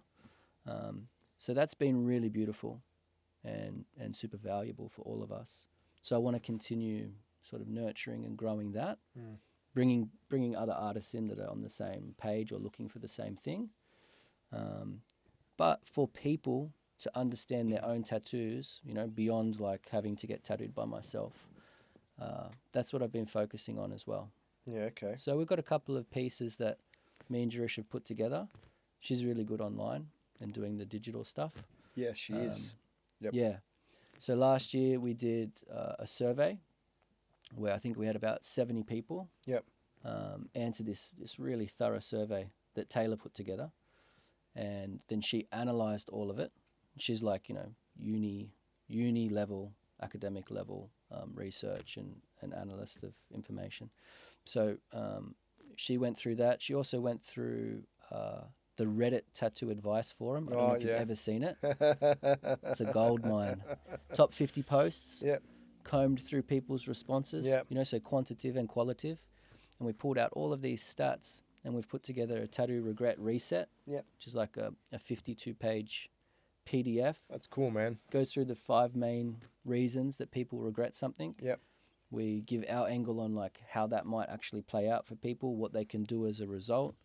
Give them lots of different tools. We've created a guided clarity journal. So in approach to tattoos, people can go through this workbook and it will get them to sort of understand the roots of why they'd be getting tattooed and qualify their tattoo for themselves. It's not going to be perfect. It's not going to like guarantee you won't regret it, but it's going to give you a really, really good comb.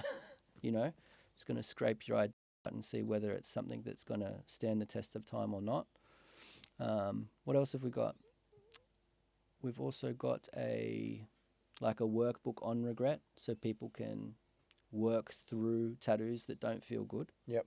Kind of just help them reframe it a bit, work out what their options are on the back of it. So we're doing a lot of things online, you know, doing a lot of that. And I'm still just tattooing people as well, doing 2 to 4 days in the week. Yep. I don't think I'll ever stop doing that. No. But I do want to sort of help spread the things that are being cultivated in the space that we have online. I want that to sort of go a bit further if I can. It's not about being the loudest or, you know, trying to change the industry to something other than it is. It's just about actually feeding into it in a way that's nurturing and establishing something potentially that's going to be really valuable for the people that, like we said, are in a point of going like, hey, you know what? Maybe this does mean something. Maybe my life actually means something. What does it mean? Yeah. You know, what do I have? Who am I? What's going on? How did I get here? You know, or how do I finish these tattoos? Like, what's this about? Feels weird wearing this. I'm not comfortable anymore. So I'm trying to establish something that gives them some tracks. Yeah. That's credible. You know, that can get them into a place where it's like, yep, Fuck, that's I'm wicked. solid now. Yeah, that's you know? fucking wicked. Yeah, and connecting them to something, you know, that's real. It's like that's the biggest thing Win did. Just like really initiated this connection to the mystery. It's like, this is real. This thing here beyond you is legitimate, and it cares about you. Yeah. You know? And you're doing, and I guess a lot of the way that you're doing it is through obviously talking and taking people through it, but it's also through marking their skin and allowing them to heal through it as well. Yeah, yeah. On a different level. I'm just going to I want to take a quick break to go pee, and then we'll just take it on from there. Yeah. All right, back from the quick toilet break. I'm lucky to have a toilet here, otherwise we'll be fertilising. Nick, you got to get a lemon tree, bro, just in case. You can go fertilise a lemon tree outside. Limoncello with it. Yeah, I love limoncello. So what I wanted to touch on now is when we came out to film you the other day at the Awaken, I don't even know what it was. Exhibition. You had a 2-part talk. So you had one aspect which was tattooing and mapping, and the second part was the afterlife. Yes. So okay, take me through that. Why would you go from that and the afterlife? So take me through that portion. Like, what did you want to talk about there, and how does that all link up? Well, I thought if the convention or the exhibition was going to be based on the afterlife, which was that's kind of what it was founded on. Yeah. They wanted to talk about like what happens after you die. Oh, really? Just bring your mic up a little bit more. That's all. That's why they had so many psychics and mediums there, right? Yeah, I guess so. That's not wrong. Okay, that makes sense. Yeah, like what's on the other side. So initially it was like psychics, mediums, talking to people that had passed, people that had had near-death experiences. Yeah. And because Taylor's dad was putting it on, he's like, you guys, you should talk about what you're doing. It's really interesting. So who's Taylor? So Taylor is Paul's daughter who put the exhibition on. Okay. He ran it. Yeah, but how's Taylor linked with you? Taylor did the research for Tattoo Pathway. Oh, okay, gotcha. Yes. All right, now. And other bits and pieces behind the scenes. Yep. And I've tattooed her as well, so she's been on a big journey with that. And yeah, so we got invited to speak. Yep. And a lot of cultures talk about this link between the afterlife or their ancestry or the spiritual realms and tattooing. Okay. You know, so it's like let's bridge these things for people. Yep. You know, because contemporary tattoo scene, you're not thinking too much about your tattoos and how they might influence your experience after death. Yep. Or link you to these realms where your ancestors are. Yep. You know, or what's beyond you. And so I just wanted to sort of open up that conversation for people because it's a really deep one. You know, it's like we're sinking well below where most people are with their tattoos. You know, so you got cultures that talk about not being able to be visible to your ancestors or to the gods and the spirits unless you're tattooed, which is a layer of like you haven't been initiated. Yep. So you're not visible, right?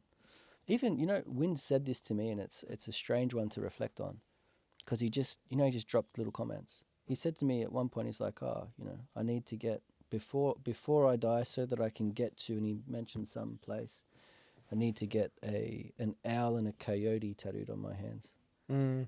you know, which never happened. Mm. I had another tattoo for him as well Yeah. that we didn't do. You know, so there is this link. A lot of cultures have this link. And so the talk at the convention, which, you know, I ended up talking for too long about the first half of it, That's all just right. trying to get people to understand the link between their tattoos and their life. Mm. The thing we've been talking about this whole podcast, that passage is really important. It influences like the shape of your essence, you know, the shape of what's contained within this body is influenced by the things you're putting on your skin. You know, your internal and your external experience influencing one another, you know.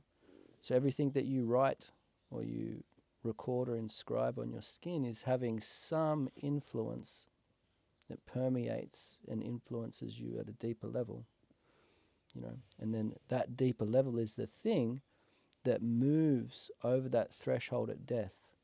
You know, if I die now, you'll see that I'm no longer here in essence. My spirit isn't. My body will break down, it'll decay.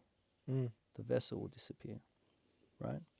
And so what we're doing with this vessel before it breaks down influences the shape of that thing or the quality or the, you know, the vibration of it at that point where it's going to cross. Or, you know, cross is very linear. We don't know what happens, right? So it's like whatever that process is that takes place, there's some type of a process, you know, and the state of you at that point, of the action of you internally, the state of you at that point is what's going to influence what your process is, what your trajectory is, where you're going, you know. So that's what the talk was about. Yeah. Amazing. Hmm. So in saying that tattoos are initiation, Yeah. so is that where they stem from? That's where they stem from for sure. Yeah. Yeah. Do you think that we've lost that? You can't lose it. You can't lose initiation, Yeah. right? You can, it can become overgrown. Mm. You know, you can not tend to it, or you can sort of like the tracks can become less visible, but the thing that actually is the initiatory agent, the energy that inspires it's an internal thing. Yeah. You know, it's coded into us. It's like we go through puberty, for example, right? So women are initiated biologically, Yes. you know, Yep. when they start to bleed, or when they stop bleeding, or when they, you know, bear children. Yep. And the men, like at the same time that we go through those changes, we're looking for something as well. We're looking for something. That's where this like energy comes up that moves us to do things that are challenging or crazy or rebellious. Yep. You know, and so the initiatory pathway that might have existed for various cultures might be less visible now, but the initiation itself will just play out anyway, right? Or try to play out anyway. I think it isn't successfully moved through. You know, it's not successfully orchestrated anymore. Yeah. So like you find a lot of people where that energy comes up, the initiatory response is there, it's stimulated, and then the expression just has poor aim, no guidance, you know. So it might play out. You see it really often, like men might join gangs or do stupid shit, get in fights, steal cars. Mm. You see that play out heaps with the youth, or try and impress. Depends on the individual's state. Yeah. They might be like make a joke of themselves, become the jackass. You know, there's all of these things that happen, but like, do you successfully initiate? I think that's the thing. The initiation's there and wanting to happen Yeah. innately. It's a very natural thing. It's like Mm. a seed will germinate, and if there's the right condition, you know, it'll bear a flower, it'll bear fruit, you know. But then there's like healthy plants and unhealthy plants, you know. There's richer conditions for that, soil, environmental, you know, or poorer ones. Yep. So it's like, I think we're just in a bit of an unhealthy space, but you can't lose the initiation aspect because it's in there. So it's like maybe we're just not cultivating it correctly. Yeah. You know, that's probably where we're at. And so tattooing, I think, even unconsciously, a lot of the time gets engaged with from that energy. You know, it's kind of like the impetus to get tattooed comes from that place.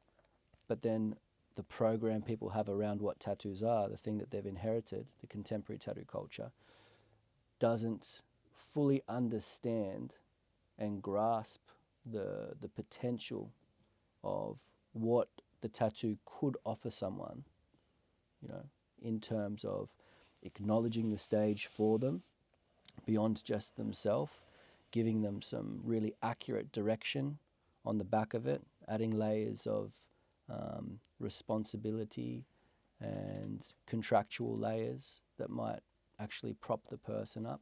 I think they're the parts that are missing now, you know, that could be there. So a lot of the time these initiatory processes that are playing out are just weak or incomplete or unsuccessful. So you end up with a lot of people sort of stuck in liminal space. If you think of an initiation as moving from one state to another, you know, you could think that there's this liminal space there. It's like they're trying to cross a river, right? And I think a lot of people are like stuck in this river. They don't know how to get to the other side, potentially, you know? Yeah. And there's no one that's like really leading them across or showing them how to construct the thing they need to get there, or, you know? So we're all kind of self-navigating. And you see it. There's people that are getting across, like yourself, like myself. We're getting across in ways, and we're having to go like, well, how did we even do that? You know, how can we sort of make something that's accessible and something that we can pass on potentially to someone else in a way that they can do it for themselves, you know? And it doesn't need to be exactly the same either. That's an interesting one, you know? It's like no one's really the same anymore. We're all bitses, right? It's like, look at us here in Australia. Yeah. Trying to work out who we are and what we're doing and where we're going. And that's a global phenomenon, you know? So it's an interesting one, man. You know, we definitely need to develop, I think, more stable and structured initiatory pathways if we want to have men, healthy men, and, you know, young boys moving into manhood in a more consistent manner that sort of like build out a society and a culture that's healthy again, you know, psychologically healthy and connected, you know, and nourishing everything that you need. Yep. But what that looks like and exactly how to do it, you know, I think we have to work it out as we go. Yeah. And again, that's just by paying attention to what we're all doing and being self-responsible, right? Don't disagree with that whatsoever. One thing that you mentioned when we were hanging out the other day was a big thing for people is that they weren't seen when they got their tattoo. So they weren't seen before, they weren't seen after. And what that reminds me of is for initiation, or when you do something triumphant, or you achieve something, mentors and shaman and cultures would then mark you, as in you've now progressed from one to another, which is the same thing as skin offerings and whatnot that were taking place. Yeah. You know, you would be seen. Like, I see you, I honor you, you've achieved this, bang, bang, bang, bang, bang, whatever. So a lot of people, you said that they're missing that aspect when they were actually tattooed. Yeah, they're missing the witness. Yes. Yeah, they're missing the witness. Yeah, and that's one of the pieces we've got in the tattoo pathway, and we speak to quite directly, is trying to curate that for yourself. You know, like only you can know who in your circle is going to be able to comprehend, hear, receive what it is that you might be going through, and hold that, you know. Might be your partner, might be a friend, might be a family member or not, you know. But trying to have someone outside of yourself that is aware of why you're going through a process. And this isn't just tattooing, right? It could be someone like going to do a vision quest, going to walk the Camino. Yeah. But if you can express to someone outside of yourself hey, I'm going to go do this thing. This is why I'm doing it. And they go like, yeah, wow. I see you. Great. And they see you leave one way, and they know that when you come back, you've gone through something, and then they physically can see that something's changed, and then they witness it. That adds a layer of integration and acknowledgement, that's missing all the time, and also plays out in the other way. Again, it's like these processes were so well understood. Again, like this is part of what Wind offered, right? There's mutual understanding of the process. So it's like you come out of a process, let's say you've done Vision Quest, and people see you and they're like, wow. And this group of people understands, and then that sort of imprints you in a way. When people don't understand, and this is where we find ourselves, like I told you about my throat tattoo. It's like you might go through something that's significant, and then you come out of that process and you interact with someone that misunderstands you. Yeah, they're going to project almost the polar opposite. They might, why the hell would you do that? That's a stupid thing to do. Well, that's a waste of money. That sounds crazy. I'd never do that. And it's like there's the opportunity for the integration to go the other way, to be like quite disruptive. Can you remember what Wind was like if someone came in from Vision and somebody tried to talk to them or interrupt them before they got into a lodge? Yep. Wouldn't let it happen. No. They had to land and be received in the right way. Yep. It played out a few times in the mapping I did at the convention, talking to people in the audience, and they'd talk about their first tattoos as like, I wanted to do this for me. Maybe my parents wouldn't agree with it. So they're like rebellious, initiatory stage, trying to get their first tattoo. And they'd still get it somewhere that they had to hide it. I got it here so they couldn't see it. I wanted to do it for this reason, but I still hid it. So this speaks to the same thing, where it's like we don't have an integrated and healthy process that's acknowledged beyond the person, beyond the initiate, right? So another reason why it might be unsuccessful, why they might get stuck in liminal space. I tattooed a guy the other day on the Gold Coast. Can't remember exactly how old, but in his 40s. He got his first tattoo when he was 25, okay? Transitional time. He was from Sweden, left the country, came to Australia. He just finished studying. He met his wife on that trip. He established a new job, and he got tattooed.